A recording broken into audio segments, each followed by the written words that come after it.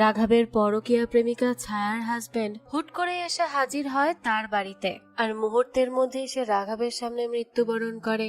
এবার তো রাঘব পড়ে যায় মহা বিপদে। এবার এই লাশ নিয়ে সে কি করবে? একদিকে এই লাশের চিন্তা, আর অন্যদিকে তার স্ত্রীর চিন্তা। কারণ সে যদি একবার এসব জেনে যায় তখন না জানি কি হবে। সেই সবই আমরা জানতে পারবো আজকের গল্প কারাকে। চলুন তাহলে আর দেরি না করে আজকের এই রহস্যে ভরা গল্পটা শুরু করা যাক। শুরুতেই আমাদের সুনীলকে দেখানো হয়। সুনীল একটা কর্পোরেট অফিসে চাকরি করে, আর সে লেখালেখি করতেও বেশ পছন্দ করে। সেদিন দিনটা ছিল দীপাবলির দিন, তাই সুনীল তার বাড়িতে একটা ছোট্ট পার্টি অ্যারেঞ্জ করে, আর সে কারণেই সে সকাল থেকে বেশ ব্যস্ত সময় পার করছিল। সকালবেলায় সুনীল কল করে পার্টির জন্য কিছু পানীয় অর্ডার দিচ্ছিল। সে যখন এইসব কাজে ব্যস্ত, ঠিক তখনই কেউ দরজায় কড়া নাড়ে। সে গিয়ে দরজা খুলে একটা ছেলেকে দেখতে পায়। ছেলেটা সুনীলের সাথে কিছু কথা বলতে চায়, কিন্তু সুনীল ছেলেটাকে না চিনতে পারায় দরজার বাইরেই দাঁড় করিয়ে রাখে, আর সেভাবেই তার সাথে কথা বলতে চায়। কিন্তু ছেলেটা বলছিল সে ভেতরে বসে তার সাথে কথা বলবে, কিন্তু সুনীল এই ব্যাপারটা অ্যালাউ করে না। কারণ সে ছেলেটাকে প্রথমবার দেখছে, তাই সে তার সাথে এভাবে কথা বলতে চায় না। তখন ছেলেটা নিজেকে রাঘব নামে পরিচয় দেয়। সুনীল বলে সে এই নামে কাউকে চেনে না, আর সে তাকে কখনো দেখেও নি। তখন রাঘব বলে তাদের দুজনের মধ্যে রক্তের সম্পর্ক আছে। সুনীলের কথা শুনে অবাক হয়ে যায়, আর বলতে থাকে তাদের মধ্যে রক্তের সম্পর্ক আছে মানেটা কি? সে তো তাকে কখনো দেখেইনি, এমনকি তার পরিবারের কারো এই নামও নেই। রাঘব বলতে থাকে সে তার নাম শোনার পরও তাকে চিনতে পারছে না। সুনীল বলে না, সে চিনতে পারছে না। রাঘব তখন জানায় সে ছায়ার হাজবেন্ড, আর ছায়া নামটা শুনেই সুনীল কিছুটা থমকে যায়। তাই সে আর কথা না বাড়িয়ে রাঘবকে তার লিভিং রুমে নিয়ে আসে। তাদের কি সম্পর্ক তা তো আমরা ধীরে ধীরেই জানতে পারবো। যাক, তো রাঘব সুনীলকে বলতে থাকে সে অনেকদিন ধরেই তার সাথে দেখা করার জন্য আসতে চেয়েছিল, কিন্তু অফিসের কাজ, ঘরের দায় দায়িত্ব এসব করতে করতে সে সময়ই পাচ্ছিল না। তবে আজ এক ফাঁকে সে চলেই এসেছে, না হলে তো তার সাথে আর কথাই বলা হতো না। তো রাঘবের পর সুনীলকে জিজ্ঞেস করে তার বিয়ের কথা। সুনীল বলে তার বিয়ের বয়স 8 বছর। এ কথা শুনে রাঘব তাকে তার স্ত্রীর কথা জিজ্ঞেস করে। সুনীল জানে তার স্ত্রী একটু বাইরে গেছে, আর সে কিছুক্ষণের মধ্যেই ফিরে আসবে। তাই রাঘব তার সাথে কি কথা বলতে চায় তা যেন সে তার স্ত্রী আসার আগেই বলে ফেলে, সেটাই ভালো হয়। এটা শুনে রাঘব বলতে থাকে যে সে শুধু তার সাথে দেখা করতে এসেছে। আসলে রাঘবের স্ত্রী ছায়া এবং সুনীল দুজনই পরকীয়ায় লিপ্ত। এখন বুঝতে পারছেন আসল ব্যাপারটা, আর এই জন্যই রাঘবের মুখে ছায়ার নাম শুনে সুনীল কিছুটা ঘাবড়ে গিয়েছিল। যাক, রাঘবের পর বলতে থাকে সে যখন জানতে পারে যে তার স্ত্রী তাকে পছন্দ না করে অন্য একজনকে পছন্দ করে, তখন তাকে দেখতে ইচ্ছে হয়। আর এই কিউরিওসিটি থেকেই রাঘব সুনীলের কাছে এসেছে, কারণ সে সুনীলকে দেখতে চায়। যাকে তার স্ত্রী পছন্দ করে সে দেখতে কেমন সেটা জানতে চায়, আর এই সবকিছুর জন্যই সে এখানে এসেছে। রাঘবের পর সুনীলকে এনশিওর করে যে সে তার কোনো ক্ষতি করবে না বা তাকে কোনো সমস্যায়ও ফেলবে না। সে শুধু তার সাথে দেখা করতে এসেছে, আর কিছু না। রাঘবের কথা শুনে সুনীল কি বলবে কিছুই বুঝতে পারছিল না। সে রাঘবকে কিছু বলতে যাবে, তখনই রাঘব তাকে বলে সে তাকে চা অফার করছে না কেন। বাকি কথা তারা চা পান করতে করতে বলবে, নাহলে আড্ডাটা ঠিক জমে না। তার কথা শুনে সুনীল রাঘবের জন্য চা আনতে যায়, আর রাঘব তখন সুনীলকে বলে সে আধ্যাত্মিক মানুষ, সে আত্মা, সুপার ন্যাচারাল এইসব ব্যাপারে বিশ্বাস করে। যে কথা বলতে বলতে সুনীল চা নিয়ে আসে। রাঘব তখন কথায় কথায় তাকে জিজ্ঞেস করে তারা কতদিন ধরে পরকীয়ায় লিপ্ত। সুনীল বলেই তো 7-8 মাস হবে।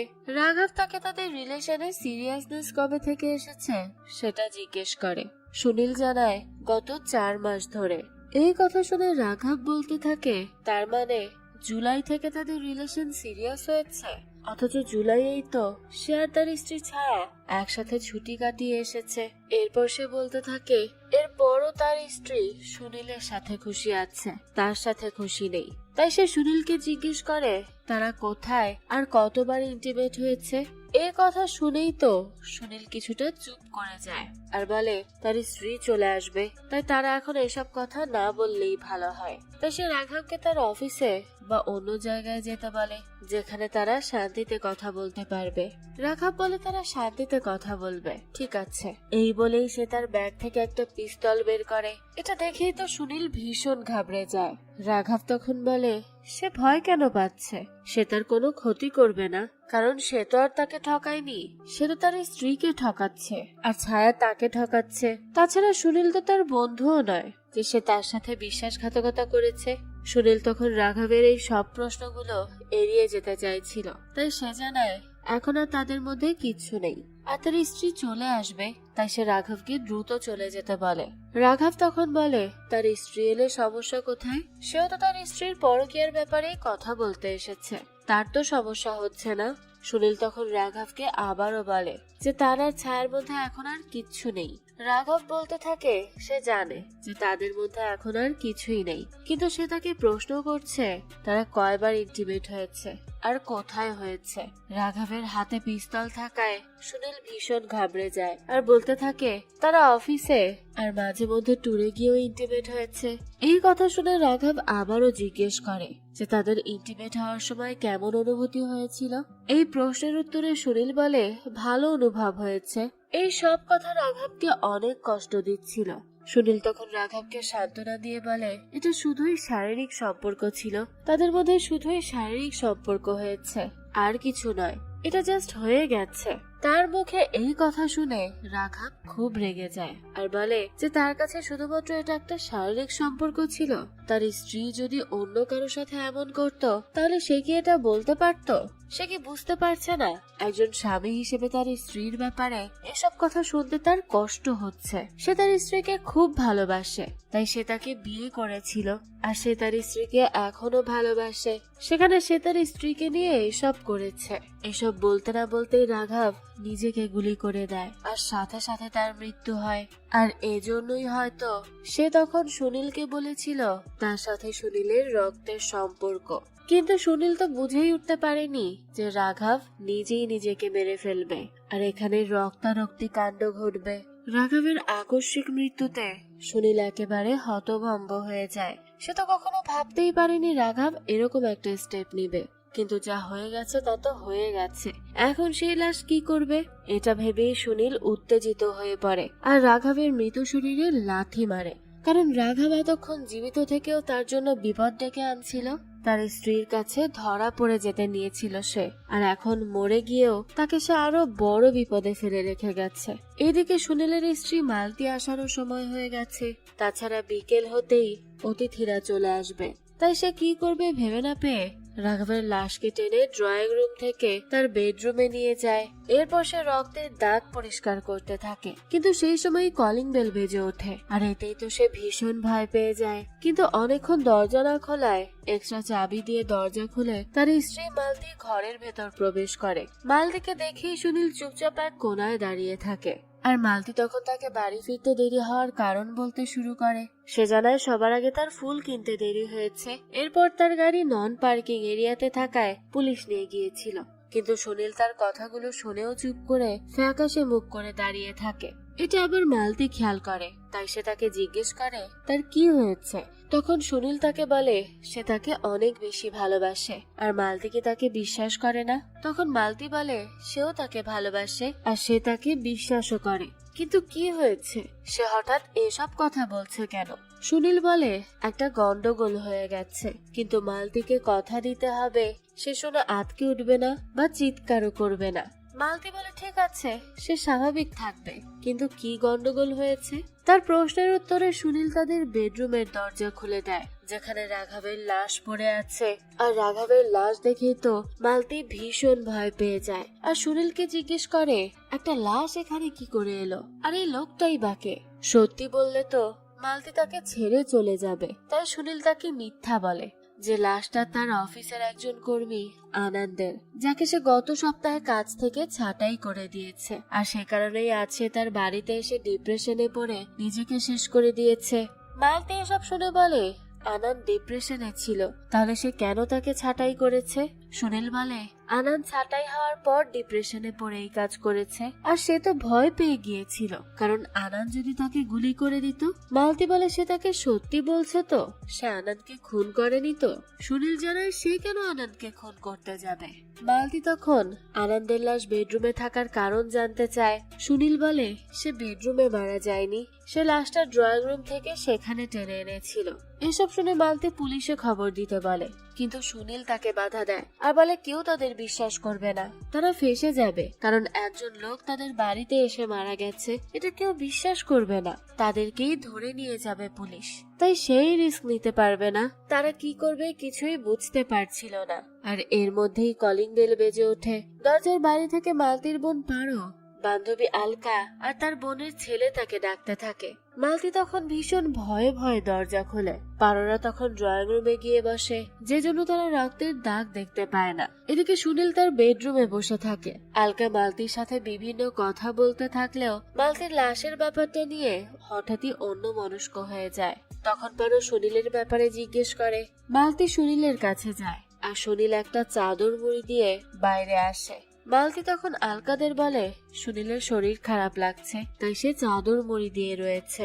এরই মধ্যে সেখানে সুনীলের বন্ধু যোশী চলে আসে। সে আসার সময় মাংস নিয়ে আসে পার্টিতে রান্না করার জন্য।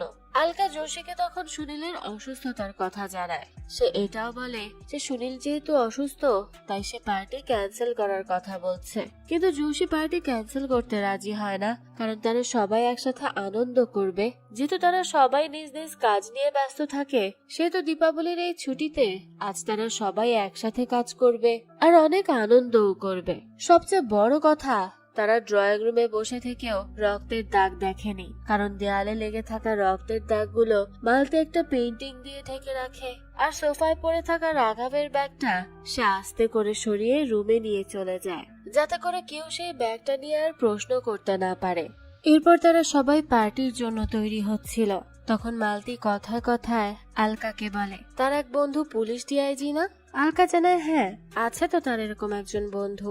মালতী তখন বলতে থাকে গতকাল তার এক কলিগের একটা অ্যাক্সিডেন্ট হয়েছে, তার কলিগের গাড়ির সাথে একজন ধাক্কা খেয়েছে। আলকা বলে তাহলে তো তার পুলিশে ইনফর্ম করার দরকার ছিল। মালতী বলতে থাকে সে ইনফর্ম করেনি, কারণ এতে তার কোনো দোষ নেই। আলকা তখন বলে সবাই এটাই বলে থাকে। এটা শুনে মালতী তাকে জানায় সেই লোকটা তার কলিগের গাড়ির সামনে এসে লাফ দিয়ে দিয়েছিল, এখানে তার কি দোষ? আর লোকটা কতটুকু আঘাত পেয়েছে, সে বেঁচে আছে কিনা মরে গেছে, এই ব্যাপারে তার কলিগ কিছুই জানে না। এটা শুনে আলকা বলে তাহলে তো তার কলিগ হিট অ্যান্ড রান কেসে ফেসে যাবে, আর তার 10 থেকে 15 বছর জেলে কাটাতে হবে। যদি কোনোভাবে তার ভুলে অ্যাক্সিডেন্ট নাও হয়ে থাকে, তবু এই কেসের চক্করে তাকে 3-4 বছর তো জেলে থাকতেই হবে, যতদিন কেস চলবে আর কি। এই কথা শুনে মালতী এবার ভীষণ চিন্তিত হয়ে পড়ে, কারণ সেই কথাগুলো জিজ্ঞেস করছিল সুনীলের জন্য। কেননা আনন্দ তার সামনে নিজে নিজেকে শেষ করে দিয়েছে, এতে সুনীলের কোনো দোষ নেই, কিন্তু পুলিশ তো তাদের কথা বিশ্বাস করবে না। অর্থাৎ সে বুঝে যায় যে পুলিশকে খবর দেয়া যাবে না, এতে করে তারা দুজনেই ফেসে যাবে। অপরদিকে সুনীল জোসেফকে বলে সে একটা কাণ্ড ঘটিয়ে ফেলেছে। জোসেফ তখন তাকে কি কাণ্ড জিজ্ঞেস করলে সুনীল বলতে থাকে সে অ্যাফেয়ারে জড়িয়ে পড়েছে। এ কথা শুনে জোসেফ বলে তারা দুজনে তো হাসি খুশি আছে, এত কিউট কাপল তারা, এরপর আবার এসব করার কি দরকার ছিল? জোসেফ এরপর সুনীলকে এই অ্যাফেয়ার থেকে বের হয়ে আসতে বলে, আর না হয় সুনীলেরও ডিভোর্স হয়ে যাবে। আসলে জোসেফের স্ত্রী তাকে ছেড়ে চলে গেছে, কিন্তু জোসেফ এখন মুভ অন করে ফেলেছে। সে তার নিয়তি মেনে নিয়ে হ্যাপি থাকার চেষ্টা করছে, তাই সুনীলকে এসব থেকে সে বের হয়ে আসতে বলে। সুনীল জানায় সে এখন এই সবকিছু থেকে বের হয়ে এসেছে। তারা কথা বলছিল, তখনই মালতী সেখানে রেডি হয়ে আসে। তাকে শাড়ি পরা অবস্থায় দেখে সুনীল তো মুগ্ধ হয়ে যায় আর তাকে বাটারফ্লাই বলে ডাকতে থাকে। মালতীকে সুনীল 3-4 মাস ধরে এই নামেই ডাকে। আসলে সে মালতীকে এই নাম ধরে জ্বালায়। এরপর সুনীল গোসল করতে যায়, কিন্তু সে গোসলে গিয়ে অনেকক্ষণ দাঁড়িয়ে থাকে, কারণ সে জানে না এই লাশ সে কি করবে, কিভাবে সবকিছু ধামা চাপা দিবে। ততক্ষণে সুনীলের বন্ধু রাহুল তার পরিবার নিয়ে পার্টিতে চলে আসে, আর এসেই সে একটা গুড নিউজ দেওয়ার জন্য সুনীলকে খুঁজতে থাকে। মালতী সুনীলকে অনেকক্ষণ ডাকাডাকির পর সে গোসল শেষ করে বাইরে বেরিয়ে আসে। রাহুল তখন তাদের জানায় যে তার লেখা বইটা সামনের মাসে পাবলিশ হবে। এই কথা শুনে তো সবাই অনেক খুশি হয় আর তাকে অভিনন্দন জানায়। রাহুল সবাইকে মিষ্টি মুখ করালেও সুনীলের গলা দিয়ে মিষ্টি নামছিল না, তাই সে মিষ্টি হাতে নিয়ে দাঁড়িয়েছিল। তখন আবার দেখা যায় রাহুল আর পারোর বাচ্চা ছেলেটা আতশবাজি ফুটাচ্ছিল। সেই সময় হঠাৎ পারোর ছেলের পায়ে তাপ লেগে ফোসকা পড়ে যায়। সবাই তো তখন তাকে নিয়েই চিন্তিত হয়ে পড়ে, কিন্তু জোসেফ তখন বলে আগেকার দিনে বাচ্চারা যখন জয়েন্ট ফ্যামিলিতে ছিল তখন তারা ভালো মানুষ হতো, আর এখন যুগ পাল্টে গেছে। এ কথা শুনে পারো খুব রেগে যায়, কারণ সে একজন সিঙ্গেল মাদার। তাই জোসেফের কথায় সে রেগে মেগে বলতে থাকে সে কি তার সন্তানকে একা মানুষ করতে পারছে না। এই নিয়ে সে রাগারাগি করলে জোসেফ বলে সে তাকে এভাবে কথাটা বলতে চায়নি, কিন্তু পারোর তো রাগ কমে না। সে সময় মালতী আর আলকা পারোকে বোঝায় যে জোসেফ আসলে সেভাবে কথা বলতে চায়নি। তারা যখন এসব নিয়ে বলাবলি করছিল তখন তাদের আরেক বন্ধু যোগেশ সেখানে চলে আসে। সে ছিল আলকার হাজবেন্ড। যোগেশের কাছে ট্যাক্সি ভাড়া দেওয়ার জন্য খুচরো টাকা ছিল না, তাই সে মালতীর থেকে নিয়ে সেই টাকা দেয়, আর তার অফিসে পাওয়া উপহারও সে ড্রাইভারকে দিয়ে দেয়। এরপর তারা সবাই মিলে গল্প গুজবে ব্যস্ত হয়ে পড়ে। মালতী তখন তার বেডরুম থেকে ফোনের রিং হওয়ার শব্দ শুনতে পায়, তাই সে তাড়াতাড়ি সুনীলকে ডেকে রুমে নিয়ে আসে। তারা বুঝতে পারে এটা রাঘবের ফোন। তারা তো একটা ট্রাঙ্কে রাঘবের বডি লুকিয়ে রেখেছিল, আর সেখান থেকে খুঁজে রাঘবের ফোন নিয়ে দেখে তার স্ত্রী ছায়া কল করেছে। ছায়ার কল দেখেই সুনীল ঘাবড়ে যায়। মালতী তখন তার হাত থেকে ফোনটা নিয়ে সুইচ অফ করে দেয়। এরপর সে সুনীলকে জিজ্ঞেস করে যে তারা এই লাশের কি করবে। সুনীল আগামীকাল সকালে একটা না একটা ব্যবস্থা করবে বলে জানায়। সে রাঘবের লাশ ছাদে নিয়ে যাবে বললে মালতী বলতে থাকে এখন থেকে ছাদ বন্ধ রাখা হবে। সোসাইটির শেষ মিটিং এ এই নিয়ম চালু করা হয়, যা শুনে সুনীল খুবই বিরক্ত হয়ে যায়। এদিকে রাহুলের স্ত্রী শীতল বলে সে আর রাহুল কাপল কাউন্সিলিং এর জন্য যাবে। জোসেফ বলতে থাকে সে আর তার এক্স ওয়াইফও অনেকবার গিয়েছে, যেখানে গিয়ে তারা শুধু ঝগড়া করত, তাই তাদেরকে বাড়ি পাঠিয়ে দেয়া হয়। এই কাউন্সিলিং কোনো কাজে আসে না। আর যোগেশ রাহুলকে তার বইয়ের ব্যাপারে জিজ্ঞেস করে।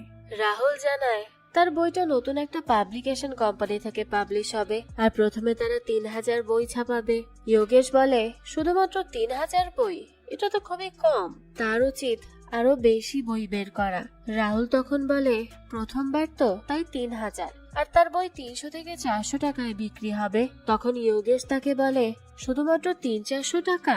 সে 4 বছর ধরে এই বই লিখেছে, সে এত কষ্ট করেছে, আর তার দাম মাত্র 300 টাকা।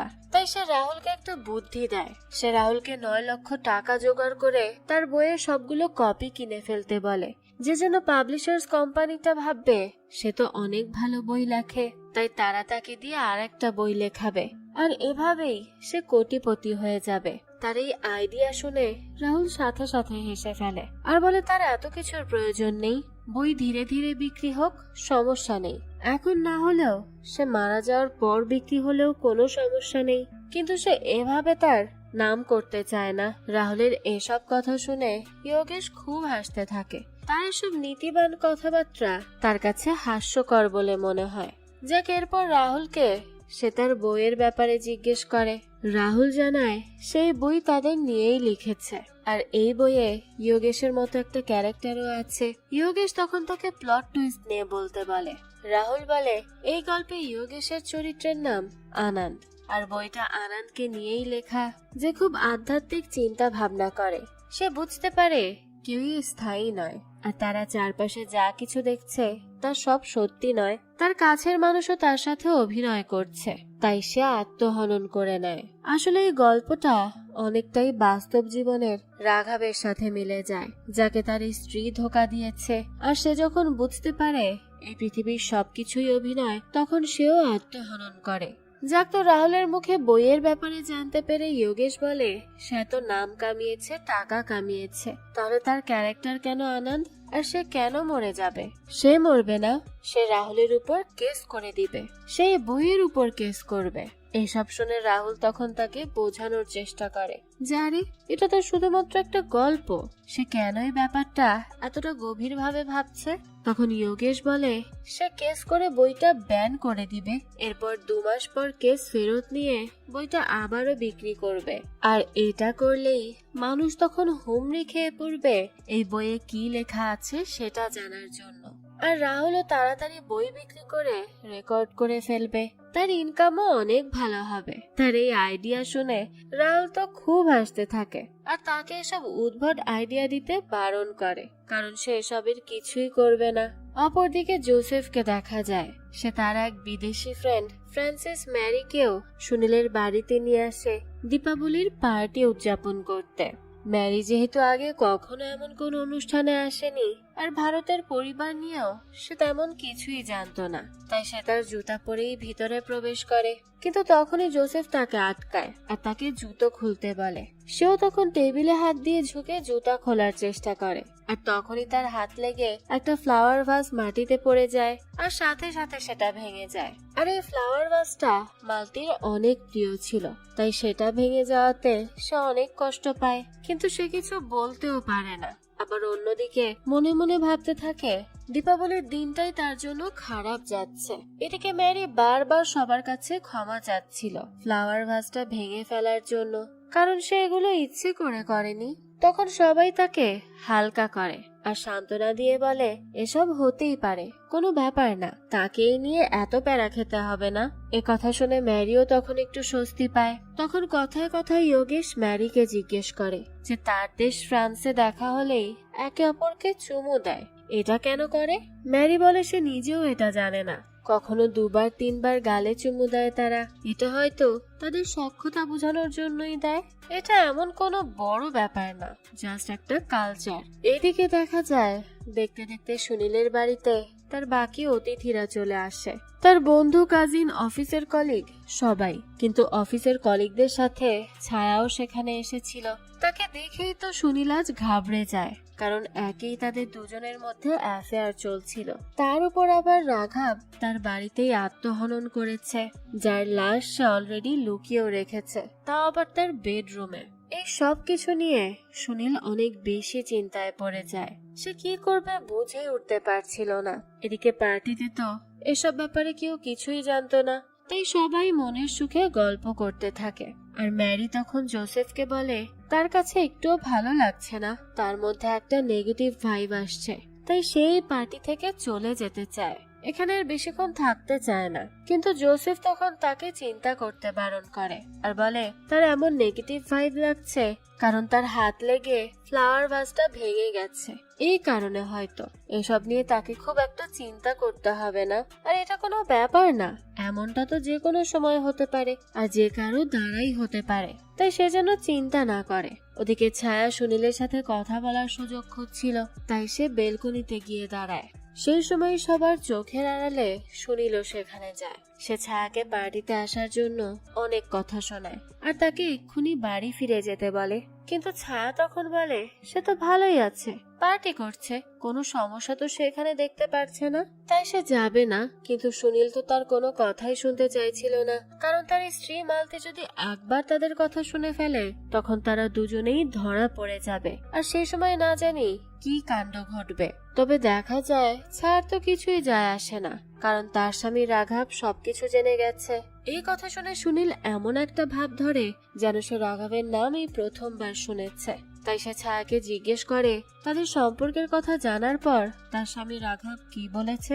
ছায়া বলে রাঘব 2 দিন ধরে তার সাথে কথা বলেনি, আর আজ তো সে তার ফোনও ধরছে না, আর সে কোথায় গেছে সেটাও সে জানে না।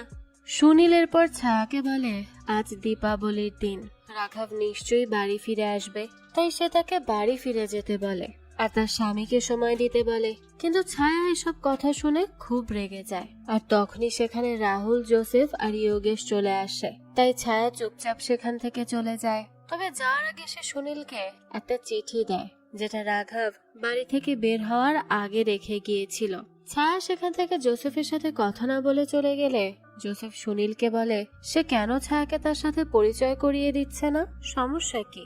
সে ছায়ার সাথে পরিচিত হলে তাদের একটা বন্ধুত্বপূর্ণ সম্পর্কও হতে পারত।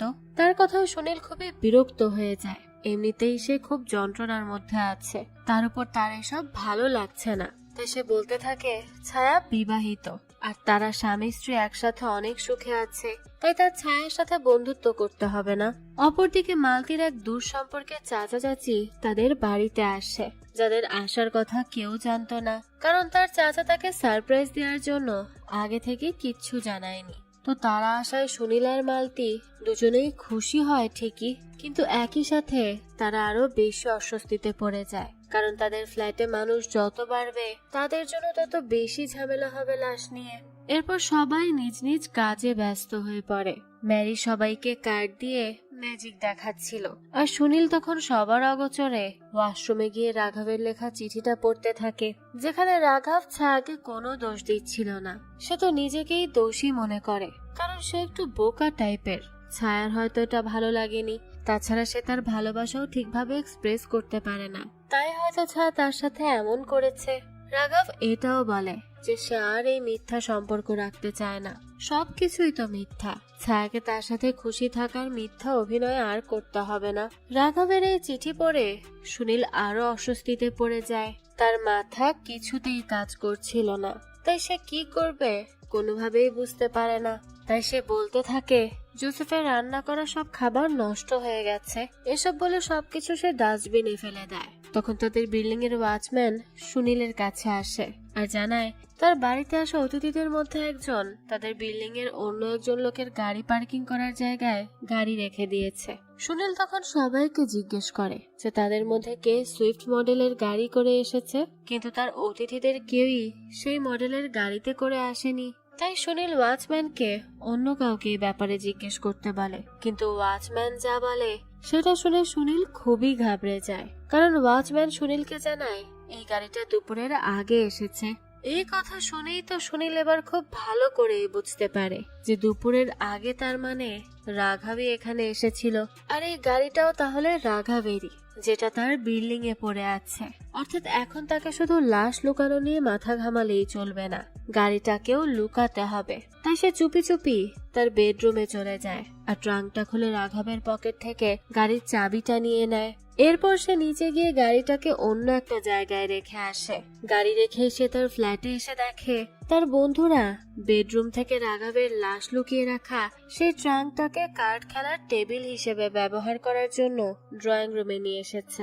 এটা দেখেই তো সুনীল ভীষণ ঘাবড়ে যায়, কারণ একবার যদি তারা ট্রাঙ্কটা খোলে তাহলে ভেতরে থাকা রাঘবের লাশ দেখে ফেলবে। তখন কি হবে? তখন তো সে একেবারে ফেঁসে যাবে। তাই সে তার বন্ধুদেরকে বাধা দিতে চায়, কিন্তু চাইলেও সে আর পারে না। তাই না পেরে সে এবার মালতীকে ডাকতে থাকে। মালতী যেহেতু ট্রাঙ্কটা ফিরিয়ে নিয়ে যেতে পারবে না, তাই সে ট্রাঙ্কটার উপর একটা চাদর বিছিয়ে দেয়, যাতে করে কারো আর কোনো সন্দেহ না হয়। এরপর আর কি, সবাই মিলে কার্ড খেলতে শুরু করে। তারা তো আর জানতো না যে এর ভেতরে একটা লাশ রয়েছে। ওদিকে তো সুনীলের অবস্থা খুবই খারাপ হয়ে যায়। সে টেনশনে মালতীকে জড়িয়ে ধরে। তখন মালতী তাকে সান্ত্বনা দেয় আর গেম খেলতে বলে, যাতে করে তার টেনশন কিছুটা হলেও কমে। এরপর তারা সবাই গেম খেলতে থাকে। সবাই তো খুব এনজয় করছিল। ঠিক তখনই ছায়া সেখানে আসে আর সুনীলের পাশে বসে সেও খেলায় যোগদান করে। কিন্তু তখন সুনীল খুব টেনশন করার ফলে রাঘবকে কল্পনা করতে থাকে, যেখানে রাঘব তাকে আর ছায়াকে নিয়ে কথা বলছিল। সে তাদের দুজনকে একসাথে মানিয়েছে, সুন্দর লাগছে, তারা খুব সুন্দর কাপল এসব বলছিল। সুনীলের পর খেলার মাঝে ছায়াকে সাহায্য করে, আর সুনীল দেখতে পায় রাঘব তাকে সেখানেও সাধুবাদ জানাচ্ছে। আসলে সবকিছুই ছিল সুনীলের ভ্রম। রাঘব তো সেই কখনই মারা গেছে, আর সুনীলের এই ভ্রম হচ্ছিল কারণ সে খুব ভালো করেই দেখেছে রাঘবের ছায়ার প্রতি কতটা ভালোবাসা সম্মান রয়েছে, আর তার মৃত্যুও সে স্বচক্ষে দেখেছিল। এ কারণেই সুনীলের মধ্যে এসব ভ্রম সৃষ্টি হচ্ছিল।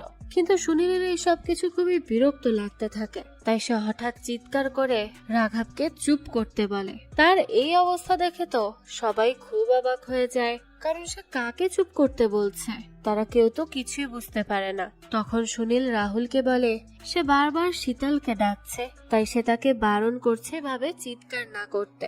এই কথা শুনে সবাই তখন চুপ হয়। অপরদিকে ম্যারিকে দেখানো হয় সে বাড়ি ফেরার জন্য সেখান থেকে রওনা দিচ্ছিল। ট্যাক্সি চলে আসলে সে সবার থেকে বিদায় নিতে চায়। তখন শীতল ম্যারির ম্যাজিক দিয়ে প্রশংসা করতে থাকে। ম্যারি বলে এটা তো তার শখ, কিন্তু পেশায় সে একজন মাইন্ড রিডার। এই কথা শুনে শীতলরা সবাই আরো আগ্রহী হয়ে ওঠে। শীতল তখন ম্যারিকে তার মাইন্ডে কি চলছে সেটা বলতে বলে। ম্যারি তখন বেশ কিছুক্ষণ শীতলের দিকে তাকিয়ে থাকে আর বলে সে কি এখানেই সবার সামনে বলে দিবে তার মনের মধ্যে কি চলছে। শীতল বলে হ্যাঁ বলুক। ম্যারি তখন বলে সে আসলে চায় না রাহুল বই লিখুক, এটাই তার মনের মধ্যে চলছে। এই কথা শুনে শীতল সাথে সাথে চুপ হয়ে যায়, কারণ সত্যি সত্যি সে চায় না রাহুল বই লিখুক। কারণ সে একটা বই লিখতে 4 বছর সময় ব্যয় করে। তাছাড়া তাকে অনেকে নানান ধরনের কথাও শুনিয়েছে যা তার মোটেও ভালো লাগে না, তারও অনেক খারাপ লাগে। আর এ কারণেই সে চায় না রাহুল আর বই লিখুক। এসব দেখে পারো ম্যারিকে বলে তার মাইন্ড রিড করতে। ম্যারি তখন পারোকে তার ব্যাগে হাত দিতে বলে, আর পারো ব্যাগ থেকে কখন কি হাতে নিচ্ছে সেই সব কিছু ম্যারি ঠিকঠাক করে বলে দিচ্ছিল, যা দেখে সবাই অবাক হয়ে যায়। আর পারো তো অবাক হয়ই। এসব দেখে মালতী ঘাবড়ে যায়। সে ম্যারির থেকে দূরে সরে দাঁড়ায়, কারণ সে ভয় পাচ্ছিল ম্যারি যদি একবার তার মাইন্ড রিড করে লাশের ব্যাপারে জেনে যায় তখন না জানি কি হবে, তখন তো তাদেরকে বিপদে পড়তে হবে। তাই সে তার থেকে দূরে দূরে থাকার চেষ্টা করছিল। এই কারণে সে তাড়াতাড়ি ম্যারিকে বিদায় জানালে ম্যারি চলে যেতে লাগে। আর যাওয়ার আগে সে সুনীলকে বলে সব ঠিক হয়ে যাবে, এত চিন্তা করো না। এই কথা শুনে সুনীল অবাক হয়ে যায় আর তাকে জিজ্ঞেস করে কি ঠিক হয়ে যাবে, সে কিসের কথা বলছে। উত্তরে ম্যারি শুধু এতটুকু বলে যে সবকিছু ঠিক হয়ে যাবে। এদিকে আলকা ও রাহুল মালতির চাচা চাচির সাথে টাকার দরে কার্ড খেলছিল, কিন্তু সুযোগ বুঝে মালতির চাচা আলকার টাকা নিয়ে নেয়, যে জন্য আলকা খুব চেঁচামেচি শুরু করে। তখন মালতির চাচার সাথে তার ঝগড়া শুরু হয়ে যায়। অবস্থা বেগতিক দেখে সুনীল তখন কোনো রকমে তাদেরকে শান্ত করে। মালতির চাচা চাচি তখন বাড়ি ফিরে যায়। আর বাড়ি ফেরার আগে মালতির চাচা সুনীলকে সেই টাকাটা আশীর্বাদ হিসেবে দেয়, যেটা সে আলকার থেকে চুরি করেছিল। তার এই কাণ্ড দেখে সুনীল ও মালতি দুজনেই অবাক হয়ে যায়, কারণ বুঝুন আশীর্বাদ দিচ্ছে তাও আবার চুরি করা টাকা থেকে। যাকের কিছুক্ষণ পরে সুনীলের অফিসের কলিগরা চলে যায় আর তাদের সাথে ছায়াও চলে যায়। তবে এখান থেকে যাওয়ার আগে ছায়া যখন মালতির থেকে বিদায় নিচ্ছিল তখন মালতি ছায়ার গলায় বাটারফ্লাইয়ের ট্যাটু দেখতে পায়, যেটা দেখে সে ছায়াকে তার নাম ধরে ডাকলে ছায়া সাড়া দেয়। আর এসব দেখেই মালতি খুব ভালো করে বুঝে যায় যে সুনীল ছায়ার সাথে পরকীয়ায় লিপ্ত, আর এই জন্যই সে তাকে সবসময় বাটারফ্লাই বলে ডাকতো। এসব দেখে শুনে সে প্রচন্ড রেগে যায় আর সাথে সাথে সুনীলকে ছায়ার ব্যাপারে জিজ্ঞেস করে। আর রাঘবের লাশ নিয়ে সুনীল মিথ্যা বলছে কিনা এটা নিয়েও সে সন্দেহ করে। সুনীল তখন সবাই বাড়ি চলে গেলে এই নিয়ে কথা বলবে জানায়। আর মালতিও তার কথাও শুনে বুঝে যায় যে রাঘব আসলেই ছায়ার স্বামী। তাই সে রেগে মেগে সবার সামনে ট্রাঙ্কটা খুলে দেয়। আর রাঘবের লাশ দেখে সবাই তো হা হয়ে যায়, কেউ তো চিন্তাও করতে পারেনি এখানে একটা লাশও থাকতে পারে। সুনীল তখন সবাইকে বোঝানোর চেষ্টা করে যে এই খুন সে করেনি, রাঘব নিজেই নিজেকে গুলি করে দিয়েছে আর ছায়ার সাথে সম্পর্কে সে ভুল করে জড়িয়ে গেছে। কিন্তু এসব শুনে মালতি খুব কষ্ট পায়। সে কান্না করতে করতে বলে চিট করা কোনো ভুল নয়, এটা তার ইচ্ছা। সব পুরুষই একরকম, তারা ধোঁকাবাজ। রাহুল তখন ভালো করে রাঘবের লাশের দিকে তাকিয়ে থাকে আর হঠাৎই সুনীলকে আক্রমণ করে, কারণ রাঘব তার বইয়ের পাবলিশার ছিল যাকে সুনীল খুন করেছে। আর রাঘব যেহেতু মরে গেছে তাই তার বইও আর পাবলিশ হবে না। এসব দেখে তার প্রচন্ড মেজাজ খারাপ হয় আর এই কারণে সে সুনীলের উপর হামলে পড়ে। সুনীল তখন কোনোভাবে তাকে বলে যে সে তাকে খুন করেনি, সে তাদেরকে সবকিছু খুলে বলবে, তারা তাকে একটু সময় দিক তাহলেই হবে। কিন্তু যোগেশ আর আলকা কোনোভাবেই এই ঝামেলায় জড়াতে চায় না, তাই তারা এখান থেকে চলে যেতে লাগে। সেই সময় রাহুল শীতলকে বলে তারাও চলে যাবে, কিন্তু তার আগে সে পুলিশে রিপোর্ট করবে। না হলে হবে না। এই বলে সে আর এক মুহূর্ত দেরি না করে সাথে সাথে থানায় কল করতে যায়। কিন্তু সেই সময় আর কোনো উপায় না পেয়ে সুনীল বলে, এই লাশ আর ট্রাঙ্কে কিন্তু তারও আঙুলের ছাপ আছে। আর শুধু তার নয়, যোগেশ, আলকা সবার হাতের ছাপ আছে। তাই তারা চিন্তা করুক তারা কি করবে।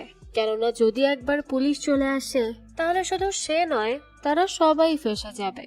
কেউ এখান থেকে এত সহজে বের হতে পারবে না। এই কথা শুনেই রাহুলও থমকে যায়। তাই সে আর থানায় কল করে না, কারণ সে বুঝতে পারে থানায় কল করলে এখন তাদেরকেই ফাঁসতে হবে। এতে ঝামেলা আরো বাড়বে, বই কমবে না। তাই সে চুপ হয়ে যায়। সুনীল তখন বলতে থাকে সে তাদের বন্ধু, আর বন্ধু হিসেবেই সে তাদের কাছে সাহায্য চায়। সে ফেঁসে গেছে একটা বিপদে, তাই তারা যেন তাকে এখান থেকে উদ্ধার হতে সহায়তা করে। কিন্তু রাহুল বলে সে তো মানুষ নয়, সে একটা শয়তান যে খুন করে তাদেরকে এই খুনের দায় নিতে বলছে। সে কেমন বন্ধু? এদিকে জোসেফ অনেক বেশি মদ্যপান করে ফেলেছিল, তাই সে রাঘবের লাশকে জড়িয়ে ধরে আর বলতে থাকে সে কতটা কষ্ট পেয়েছে আর এই জন্যই তো নিজেকে শেষ করে দিয়েছে। এই বলে সে লাশটাকে জড়িয়ে ধরে। আলকা তখন তাকে দূরে সরিয়ে নেয়, না হলে সে অনেক বেশি ঝামেলা করছিল। এবার তারা এই বিপদ থেকে কিভাবে বের হবে সেটাই বুঝতে পারে না, কারণ এখন তো তারা সবাই এই ঝামেলায় ফেসে গেছে। তাই তাদের সবাইকে একসাথে হয়ে এই ঝামেলা থেকে বের হওয়ার কোনো না কোনো উপায় বের করতে হবে।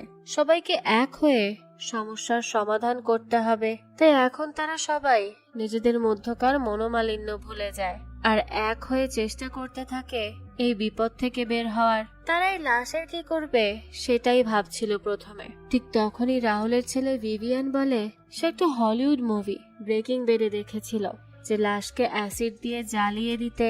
তারাও সেটাই করতে পারে, তাহলে আর কোনো প্রমাণ থাকবে না, তাদেরকেও কোনো যন্ত্রণা পোহাতে হবে না। কিন্তু এসব শুনে রাহুল তাকে বলে এই আইডিয়ায় কোনো কাজ হবে না, তাই সে যেন এসব আইডিয়া না দেয়। ভিভিয়ান তখন বলে তাহলে তারা লাশটাকে রেলওয়ে ট্র্যাকের উপর ফেলে আসুক, তাহলে সবাই ভাববে অ্যাক্সিডেন্ট বা আত্মহনন, কেউ আর তাদের কাউকে সন্দেহ করবে না। তার কথায় সুনীল সাথে সাথে রাজি হয়ে যায় আর তারা রাঘবকে একটা হুডিও পরিয়ে নেয়, কারণ যে করেই হোক এই বিপদ থেকে তো বের হতে হবে। এরপর তারা সবাই মিলে একসাথে রাঘবের লাশটাকে একটা গাড়িতে তুলে নেয় আর সেখান থেকে কোনো মতে রেলওয়ে ট্র্যাকের উদ্দেশ্যে রওনা দেয়, যাতে তারা তাদের এই কার্য সিদ্ধি করতে পারে। তাদের সবার চোখে মুখে স্পষ্ট আতঙ্ক আর অনেক ভয়ও ছিল। তারা এমন একটা কাজ করতে বাধ্য হয়েছিল যা তাদের করার কথা নয়, কিন্তু ভাগ্য তাদেরকে দিয়ে এই কাজ করাচ্ছে। তারা তখন কি বা করত? তাই শহর থেকে অনেকটা দূরে চলে আসে তারা আর একটা জায়গায় বসে রাঘবের লাশ রেল লাইনে রাখে আর ট্রেন আসার অপেক্ষা করতে থাকে। আর কিছুক্ষণ পরই দেখা যায় তাদের সবার অপেক্ষার অবসান ঘটিয়ে ট্রেন চলে আসে আর তা রাঘবের লাশের উপর দিয়ে চলে যায়। এই দৃশ্য তারা কেউই চোখে দেখতে পারে না। এটা ছিল খুবই ভয়ঙ্কর আর মর্মান্তিক। এসব তো তারা কখনো করতেই চায়নি, কিন্তু পরিস্থিতি তাদেরকে এই সব করতে বাধ্য করেছে। তাদের অনেক বেশি খারাপ লাগতে থাকে, কিন্তু তাদের আর কিছুই করার ছিল না। এরপর তারা সবাই নিজ নিজ বাড়ি ফিরে যায়, কারণ এখন তাদের সব ঝামেলা মিটে গেছে। কিন্তু সবাই চলে গেলেও দেখা যায় সেখানে পড়ে থাকে রাঘবের মারুতি সুজুকি সুইফট মডেলের গাড়িটি। সেটার আর কোনো ব্যবস্থা করা হয় না, আর আদৌ হবে কিনা সেটাও জানা যায় না। এদিকে রাস্তায় যেতে যেতে আলকা যোগেশকে জিজ্ঞেস করে যে সে তাকে কখনো ধোকা দিবে না তো। সে যেন তাকে কথা দেয়। তার কথার উত্তরে যোগেশ বলে তাকে চিট করার থেকে সে মরে যাবে সেটাও ভালো। সে তাকে কখনোই চিট করতে পারবে না, কারণ সে তাকে অনেক ভালোবাসে।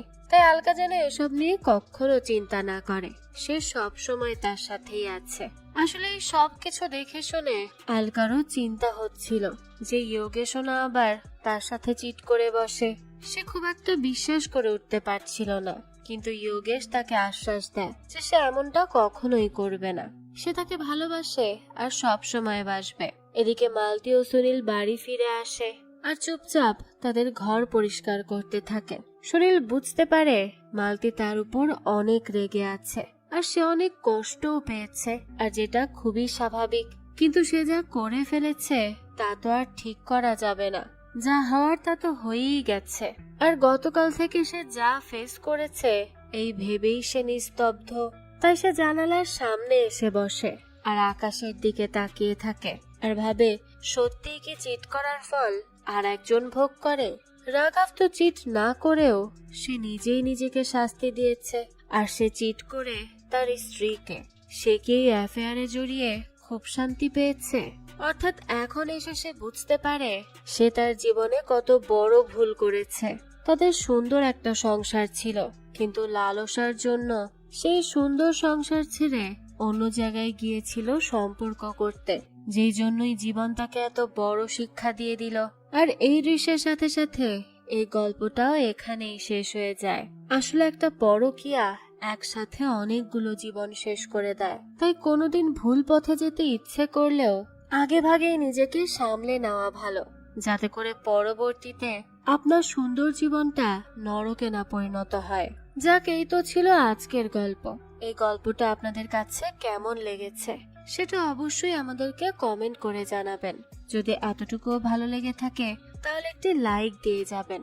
আর হ্যাঁ, আমাদের এই চ্যানেলে কিন্তু প্রতিনিয়তই নতুন নতুন ভিডিও আপলোড করা হয়। সেই সব ভিডিওর আপডেট পেতে আমাদের চ্যানেলটিকে সাবস্ক্রাইব করে বেল আইকনে অল দিয়ে রাখতে কিন্তু ভুলবেন না। আর একটা কথা, আমাদের সকল ভিডিওর আপডেট পেতে জয়েন করতে পারেন আমাদের হোয়াটসঅ্যাপ চ্যানেলে, লিংক ডেসক্রিপশন বক্সেই দেয়া আছে। আজকে তাহলে এই পর্যন্তই, আবারও হাজির হব নতুন কোনো ভিডিও নিয়ে। সেই পর্যন্ত সবাই ভালো থাকবেন আর আমাদের চ্যানেলের সাথেই থাকবেন। ধন্যবাদ।